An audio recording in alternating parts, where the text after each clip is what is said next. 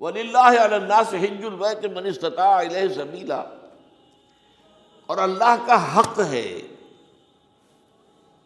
اپنے بندوں پر کہ وہ حج کریں اس کے اس گھر کا جو کوئی بھی استطاعت رکھتا ہو سفر کی۔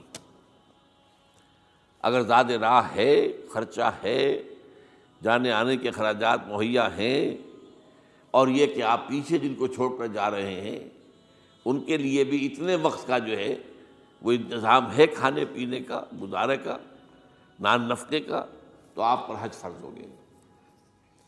اب اگر اس فرضیت کے بعد کوئی شخص تاخیر کرتا ہے تو وہ بڑے گناہ کے اندر مبتلا ہے۔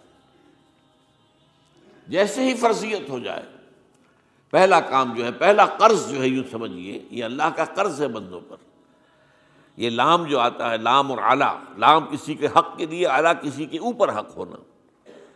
وَلِلَّهِ عَلَى النَّاسِ حِجُّ الْبَيْتِ مَنِ اسْتَطَاعَ إِلَيْهِ سَبِيلًا، یہ تو اللہ کا حق ہے لوگوں پر، لوگوں کے ذمے، یہ قرض ہے اللہ کا کہ اس کے گھر کا حج کریں، جائیں، طواف کریں، اور جو بھی اس کے مناسک ہیں ادا کریں، اور وہیں پر قربانی کا بھی ہے۔ لِيَشْهَدُوا مَنَافِعَ لَهُمْ وَيَذْكُرُوا اسْمَ اللَّهِ فِي أَيَّامٍ مَّعْلُومَاتٍ عَلَىٰ مَا رَزَقَهُم مِّن بَهِيمَةِ الْأَنْعَامِ فَكُلُوا مِنْهَا وَأَطْعِمُوا الْبَائِسَ الْفَقِيرَ، اسی کے اندر جو ہے مناسک کے اندر قربانی بھی ہے۔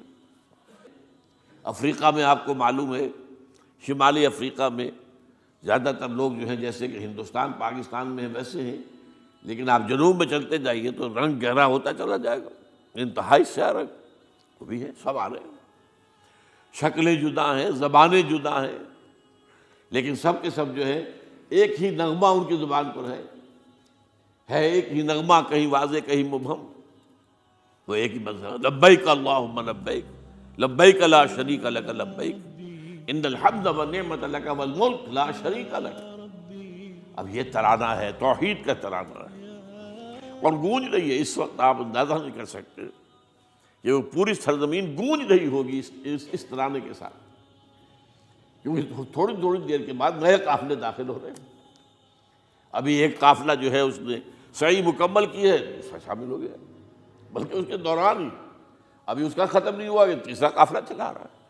وہ تو یہاں تو ظاہر بات ہے کہ میں نے چونکہ ایک نقشہ اپنی نگاہوں سے دیکھا ہے، مدینہ منورہ سے اور مکہ مکرمہ جاتے ہوئے رات کے وقت، کہ کہیں جو ہے وہ روشنیوں کی وہ قطار ٹوٹتی ہی نہیں تھی، مسلسل معلوم ہوتا ہے کہ سڑک کے اوپر گاڑی ہے، مسلسل، کہیں اس کے اندر وقفہ ہے ہی نہیں۔ اتنے بڑے پیمانے پر، اتنے بڑے پیمانے پر، اتنے بڑے پیمانے پر لوگ جمع ہو رہے ہیں۔ زبانیں جدا ہیں، ایک دوسرے کی زبان نہیں سمجھتے، لیکن ایک زبان اور بھی ہوتی ہے جو بغیر بولے سمجھ میں آتی ہے، اس سے معلوم ہوتا ہے سب کے لیے محبت ہے، ہمارے بھائی ہیں، تمام مسلمان ہیں۔ بعض کے اندر یہ محبت کا جذبہ زیادہ ہے۔ ترکوں میں انڈو پاکستان کے لوگوں کے لیے بہت محبت ہے۔ اب وہ بات جو نہیں کر سکتے، سمجھا نہیں سکتے، لیکن ان کی آنکھوں سے، ان کے انداز سے وہ محبت ٹپکی پڑتی ہے۔ تو عالمگیریت جو ہے اسلام کی، ہمگیریت، عالمگیریت، آفاقیت، اس کا جو مظہر نظر آتا ہے وہاں کا۔ پھر یہ کہ ہمارے ہاں کی جتنے بھی فرقہ بندیاں ہیں وہ وہاں ختم ہو جاتی ہیں۔ وہاں اہل حدیث ہیں، حنفی ہیں، مالکی ہیں، شافعی ہیں، حنبلی ہیں۔ یہ کام بھی کیا ہے آ کر انہوں نے آل سعود نہیں، ورنہ اس سے پہلے جو ہے وہ 4 مصلے علیحدہ تھے، وہاں پر 4 جماعتیں علیحدہ ہوتی تھی۔ یہ حنفی مصلی ہے، یہاں پہ حنفی امام ہے وہ پڑھائے گا، یہ شافعی مصلی ہے، شافعی امام ہے وہ نماز پڑھائے گا۔ تو یہ جو ایک تفریق تھی وہاں بھی موجود تھی، انہوں نے ختم کیا، ایک امام کے پیچھے جماعت ہوگی، اسی میں حنفی بھی ہیں، مالکی بھی ہیں، شافعی بھی۔ کچھ ہیں لوگ جو زیادہ، جن کے اندر کچھ زہر زیادہ گھل گیا ہے فرقے واریت کا، وہ پھر نہیں نماز پڑھتے، وہاں پر محروم رہتے، اس کی فضیلتوں کو چھوڑ کر جا کر کہیں اپنے جو ہے گھروں پر جہاں ٹھہرے ہوئے وہاں جا کے نماز پڑھ لیتے ہیں کہ یہ جو ہے وہابی، ان کے پیچھے ہماری نماز نہیں ہوتی۔ لیکن نہیں، عام طور پر ایسا نہیں ہے، عام طور پر سب لوگ جمع ہیں، نماز پڑھ۔ اور ایک سب سے بڑا مشاہدہ جو ہوتا ہے، جو مجھے سب سے پہلے ہوا تھا پہلے حج میں، یہ 1962 کی بات ہے، تو میں نے محسوس کیا یہ نماز کے اندر اختلافات جو ہیں اسلام مسلمانوں میں صرف اتنے ہیں کہ جس سے جماعت نہیں ٹوٹتی. اختلافات ہیں، رفع یدین ہے یا نہیں ہے، آمین بالجہر ہے یا نہیں ہے، اختلافات تو ہیں، لیکن جماعت نہیں ٹوٹتی. وہ جو ڈرل ہے، ڈرل جیسے کہ ڈرل ہوتی ہے، آرمی پریڈ ہو رہی ہے، وہ ڈرل ختم نہیں ہوتی. ایسا نہیں ہے.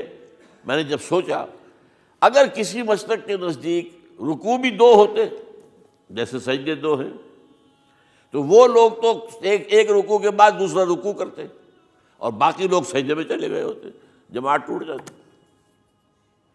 یا اگر کسی کے نزدیک ہر رکعت کے اندر جیسے رکوع ایک ہے سجدہ بھی ایک ہی ہوتا، تو کچھ لوگ تو ایک سجدہ کر کے کھڑے ہو جاتے ہیں اور دوسرے لوگ جو ہے دوسرا سجدہ کر رہے ہوتے، جماعت ٹوٹ جاتی.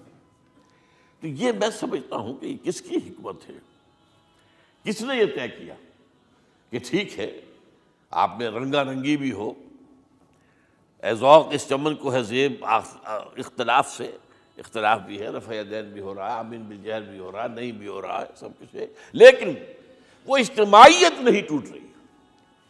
یہ وہ یوں سمجھیے کہ یہ زندہ معجزہ ہے اسلام کا کہ 1400 برس بیت گئے ہیں اور کتنے بڑے علاقے میں یہ اسلام پھیلا ہے. اور یہ کہ مختلف مسالک وجود میں آئے، اس میں کوئی شک نہیں ہے. حنفی ایک علاقے کے اندر آپ کو ملیں گے صرف شافعی، ہندوستان کا بھی مغربی ساحل کے صرف شافعی ملیں گے آپ کو. اس سے آگے آپ جائیے، چونکہ یہ عرب تاجروں کے ذریعے سے ایمان لائے ہیں، یہ لوگ سری لنکا کے لوگ ہیں، انڈونیشیا کے لوگ ہیں، ملیشیا کے لوگ، سب شافعی ہیں. ہندوستان میں چونکہ اوپر سے شمال سے آیا ہے اسلام، یہ ترکوں کے ذریعے سے آیا ہے اور وہ کٹر حنفی تھے، یہاں حنفیت آئی ہے. ترک جو ہے کٹر حنفی، یہ ترکی تو تھے جو آئے تھے. یہ کون تھا؟ محمود غزنوی کون تھا؟ سبکتگین کون تھا؟ الپتگین کون تھا؟ بختیار کاکی کون تھا؟ قطب الدین بختیار، یہ کون تھے؟ سب ترک. اور ترک بھی کون؟